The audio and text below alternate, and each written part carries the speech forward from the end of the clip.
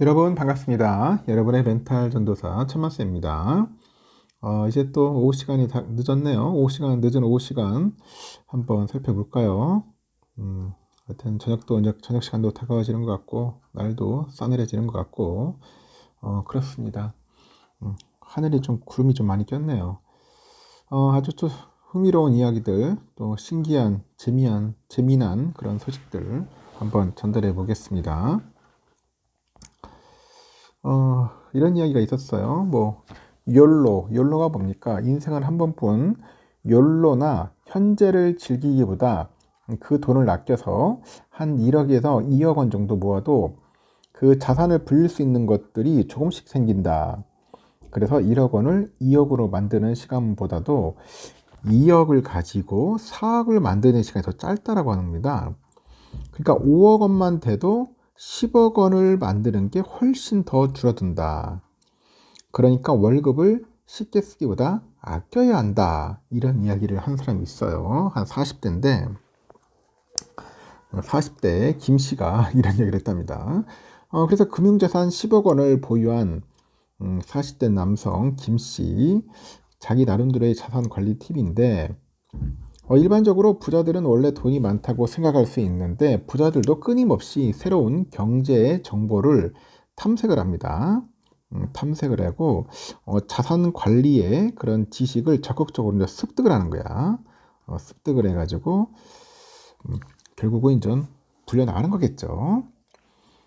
KB금융지주 경영연구소가 이제 발간한 보고서가 있더라고요. 보니까 2025 한국 부자 보고서.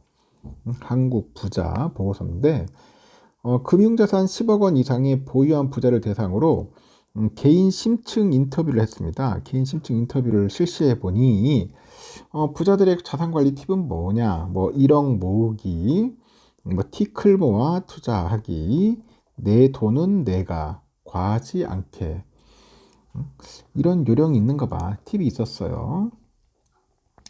금융자산 10억 원을 보유한 다수 부자들은 젊은 나이부터 투자를 빨리 시작할 것을 제안하는 겁니다. 빨리 시작을 해야 한다. 우선 월급부터 아껴 써라. 월급부터 아껴 쓰라고 조언을 합니다. 적극적으로 자산 관리를 습득하는 루틴을 어릴 때부터 장착하는 게 중요하다는 거예요. 돈을 벌려면 희생이 따른다는 거야. 희생. 그 연구소가 한국 부자의 투자와 자산 관리의 그 정보 탐색을 위한 하루의 루틴과 지식의 습득 행태를 인터뷰를 해보니 이 공통적으로 부자들은 하루 중에 특정 시간대에 뉴스나 기사를 통해서 경제와 투자 정보를 탐색하는 그런 루틴을 가지고 있다는 겁니다. 시장의 트렌드나 구체적인 상품의 정보를 탐색하는 자기만의 그런 루틴을 장시간 실천해온 부자가 많은 것도 파악될 수 있는 거죠. 금융자산 70억 정도, 70억을 보유한 60대 남성 이 씨도 평일에는 보니까 아침 6시 딱 일어나 6시 일어나서 한 2시간, 3시간 동안 경제지, 일간지 그리고 보고 인터넷으로 1시간 정도 해외 경제를 찾아봅니다. 우물안 개구리가 되면 안 되겠다는 그런 생각이겠죠. 그래서 20년 정도 해왔다 그런 이야기를 합니다. 금융자산 10억 원을 보유한 40대 남성 박 씨도 역시나 매일 경제 뉴스를 보는 거야. 경제 뉴스 보고 인터넷으로 신문을 보는 시간을 30분 동안 갖고 있더라. 대학교 때부터 이 루틴을 실천하는 거예요.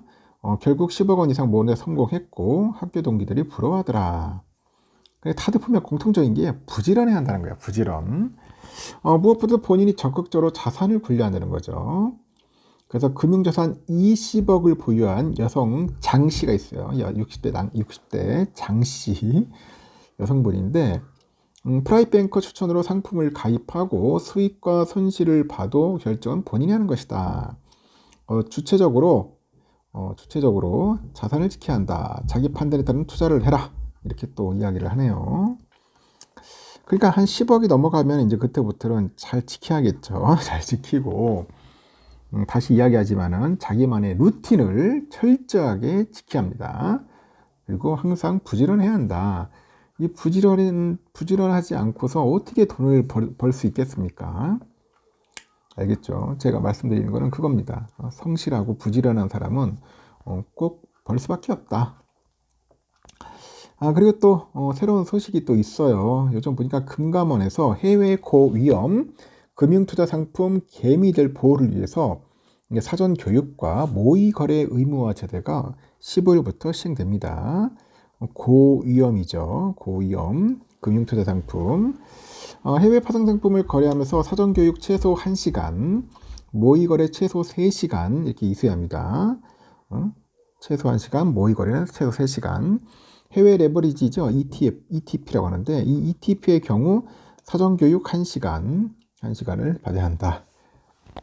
금감원은 개미들이 이제 개인 투자자가 해외 파생 상품 투자로 매년 연평균 4,490억 손실을 보고 있다는 설명인데 지난해 3,609억 원 손실을 봤어요. 올해 10월 말까지 지난해보다 많은 3,735억 원 손실을 기록 중이라고 합니다.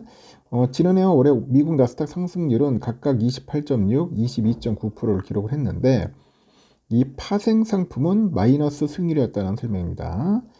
상황이 이렇지만 해외 파생 상품 거래는 개미들이 82.5%를 차지한다는 겁니다. 82.5%. 특히 변동성이 큰 장세에서 이제 개인 투자자들이 거래가 활발해지는 경향이 좀 있어요. 해외 레버리지 ETP 규모는 2020년 이후 매년 증가를 해서 10월 말에 현재 19조 4천억 정도 역대 최대다. 금감원은 해외 파생 상품은 그 레버리지 구조를 이용하기 때문에 투자 원금을 초과하는 급격한 손실이 발생할 수 있답니다. 그리고 해외 레버리지에 그 ETN이 있어요. ETN, ETF. 이 수익률은 기초자산 수익률의 추적 배수를 곱한 수준으로 결정되기 때문에 투자 손실이 단기간 크게 확대될 수 있다고 하는 거죠. 여기에 또 해외 통화로 거래되기 때문에 환 위험에도 노출돼 있더라. 예를 들어서 해외 레버리지 ETP는 기초자산 가격이 100에서 80으로 하락을 했다가 다시 인전 100으로 이제 상승했다 하더라도 이제 손실이 이제 발생할 수 있습니다. 해외 또 레버리지 ETN, ETF하고 그 인버스 ETN, ETF 이거는 10% 손실, 인버스 레버리지 ETN, ETF는 마이너스 2배는 30% 손실을 낸다고 하네요. 그래서 조심할 게 뭐냐. 참. 하여튼 예를 들어서 100인데 이게 인버스야 빠졌어 20% 정도. 20% 빠지면 얼마야? 그럼 80이겠죠. 80인데 여기 다시 100으로 상승해도 결국은 손실이라는 거죠. 손실. 안 그러겠습니까? 80에서 뭐 올라가 봐야 뭐 어떻게 되겠습니까? 안 되는 거죠. 참 쉬운 게 아닙니다. 쉽게 말해서 10,000원인데 이 10,000원이 10% 빠지면은 9,000원. 9,000원에서 10% 오르면은 9,900원. 결국은 10,000원, 9,900원이니까 100원 손실이라는 거죠. 손실. 그래서 그 인버스 잘못하면은 골 때립니다. 계속 조심해야 돼. 특히 레버리지 같은 거 조심해야 합니다. 레버리지. 이 레버리지는 상승할 땐 좋은데 하방이나 이게 횡보하면은 계속 녹아 내려갑니다. 아까 말한 것처럼 뭐 10% 상승, 10% 하락, 뭐 계속 거기서 왔다리 갔다 하면은 결국은 조금씩 녹아 내려간다. 그래서 될 수 있으면 레버리지 하지 말라는 겁니다. 안 하시는 게 도움이 되는 겁니다. 완벽한 상승자가 아니면은 잘못하면 여러분의 계좌가 그냥 말 그대로 살금살금 녹아 내려가서 나중에 보면 어디 갔나 할 정도로 상당히 좀 고통스러워 할 거예요. 그래서 이제 교육을 받고 될 수 있으면 하지 말라는 겁니다. 교육도 받아야 하고 까다롭게 좀 하고 있는 것 같습니다. 그냥 한 배짜리 나스닥 100이나 그냥 S&P 500이 가장 좋은 것 같아. 그냥 무난하게 하는 게 좋습니다. 무난하게. 나스닥하고 S&P만 해도 충분히 수익률 날 수 있습니다. 잘 모르는 거 엄한 거 했다가 물려가지고 고통받는 그런 분들이 없었으면 좋겠습니다. 그리고 잘 모르면 하지 마세요. 주식 투자 한다고 해서 돈 버는 거 아닙니다. 절대.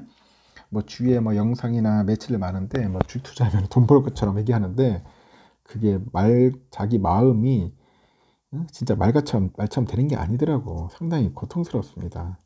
준비되어 있는 사람이 한번 하락장 맞으면은 굉장히 힘들어요. 올해는 그래도 상승장이라서 좀 재미를 보지만 이 하락장 맞으면은 아무리 잘하고 날고 나는 놈들도 손실 납니다. 그래서 굉장히 무서운 거예요.